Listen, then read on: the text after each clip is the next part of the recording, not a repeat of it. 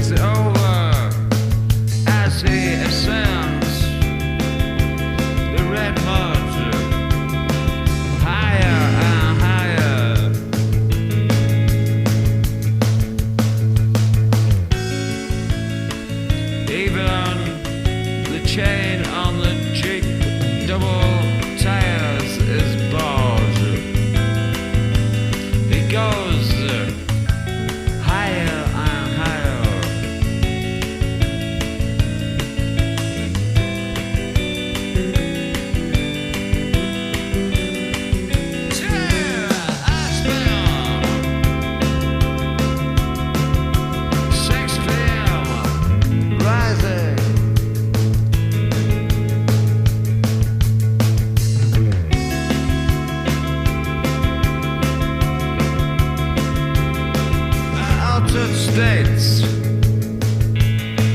of clever dicks who think they can shut down. They go higher and higher into Aspen. He was very unlucky this week. Jehovah's Ice Mountain.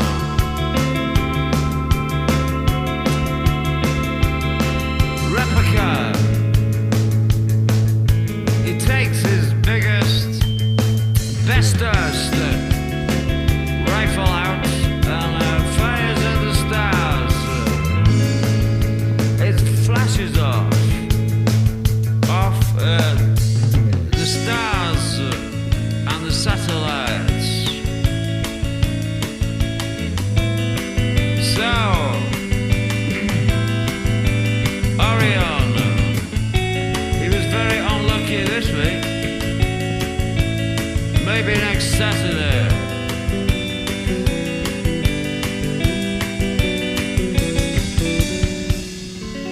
Maybe next Saturday, when he can shoot as to descend into the mall.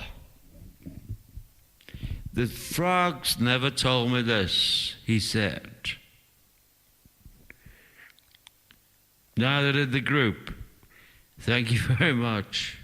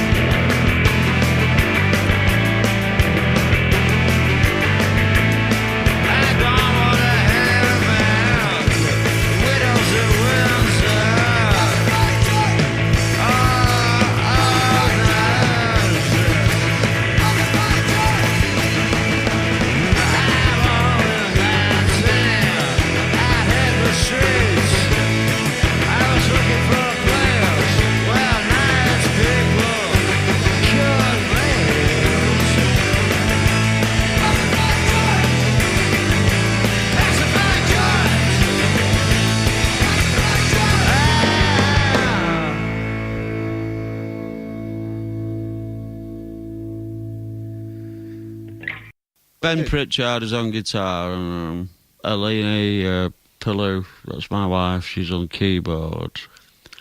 You got Steve Trafford on bass, and Spencer Birtwistle on drums. And you've obviously had you've been through quite a few lineups of the Fall over the years. How do you go about recruiting? That's right. This group's about a generation younger than me, which I think is a good idea. Yeah, and how do you go about recruiting new musicians? They can't be Fall fans. Oh, really? And how do you find that out? It's easy, yeah. And why? I mean, the guitarist and the bass player were about 7 years old when my first record came out, you know. So not being Fall fans means that they're not going to try and imitate what went before? It's good, because I don't like musicians in a lot of ways, you know. rock musicians, you know, I don't particularly fond of them. Don't like to socialise with them or anything like that. How do you actually write your songs? Obviously, you write the words. When it comes to the music, how do you actually put these songs together? Do you play the guitar, for instance? I used to, but I gave it up when I used to play the piano as well. But I stopped. Because I'm sort of very in the atonal, you know. Mm-hmm. I sort of dislearnt a lot of things. So the actual the structures of your songs, where do they come from then? I do the structures. Well, I do a whistle and things like that into a tape recorder and play it the group. But that's only 50% of the work. The other 50% is tunes that are put forward by the group. And so which is very interesting. See, if they're not Fall fans, they're not going to give me a. I mean, you wouldn't believe the rubbish I get. You know, like get like sub Pink Floyd, Eric Clapton stuff from them, the young kids. That's surprising. Yeah. Yeah, it's like punk never happened. That's right. That's right. Oh, yeah. They play the dad's music. Yeah.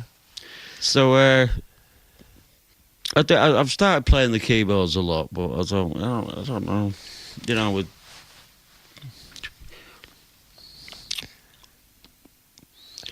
I've gone off the piano a lot. You know, the lyrics, your extraordinary, wonderful lyrics. Do they sound as if they're all written in one breath? They've got a fantastic sort of momentum to them. Is that how they're actually done, or do you sort of toil over them more? I do. I do. You know, one song can take 6 months, believe it or not. It doesn't sound like it, but one song can take 2 minutes. Tell us about the songs you're actually playing for this session. You do 3 tracks from the new album. Assume. You're doing Assume, Pacifying Joint, and Midnight in Aspen, right? Right. Okay. And a cover version of the Monks. Yes. Now let's talk about the cover version of the Monks. Who were the Monks, and why did you choose this tune? Well, the Monks were 6 GIs in Germany in the mid-60s, and they were a very sort of cultish group. And I got a cassette of them. God, it must have been 1980. And there's only cassettes available. I think half of them are dead, to be honest. But last tour of America, they actually turned up, and Gary, the lead singer, he wrote to me and said he's come back out of retirement with the other 2. This is a good thing or a bad thing. But they are nutcases. What did you like about the song and the band? Well, they got like electric banjo, and you got to hear the LP, really. You see, it's very funny because they're making a film about the Monks in Germany. So I had all these people ringing me up, going like, "How did you know the Monks?" Because we did cover versions of theirs on a Extricate about. This is like 1990, you know. It brought them out of their where monks live. Where do monks live? Yeah, in Covens. Like sort of almost like a mini tribute band of monks. No, but they were insane because they'd been to Vietnam, you see. Ah. The Higgle-dy Piggle-dy is a very good song. Let's talk about Assume. Tell us about that song, how you wrote it. That is a random one, definitely. Quick fire, just came out. Yeah, it's about humans and air flight and rabbits and things like that. Great. That's perfect. That's perfect. That's exactly what we need. That's them. That's the group. That's not me. I didn't want to do that. Go on. They chose that one, did they? The band did. Yeah. So it's quite a democratic thing, the Fall. Believe it or not, yes. Well, I think I'm never there really. One of those people. It's never right for me, you know. But of course, you hear this all the time. Oh, the best LP is the last one. I'm not like that, you know. It's just like there's something there that I want to get. I'm very pleased with this because this is the longest we've ever worked at an LP. Actually, I started it in late January, and now it's October. I mean, that might sound daft. I mean, most groups spend 2, 3, 5 years on an LP, but to me, that's quite ashamed of it. Really, it took me 9 months. Well, maybe, but it it sounds was like worth you it. like. It sounds like you like it. I mean, that you spent that much time and care over it. I'm very pleased with it. Yeah. Tell us about Pacifying Joint. Right, Great title. right. What's that about?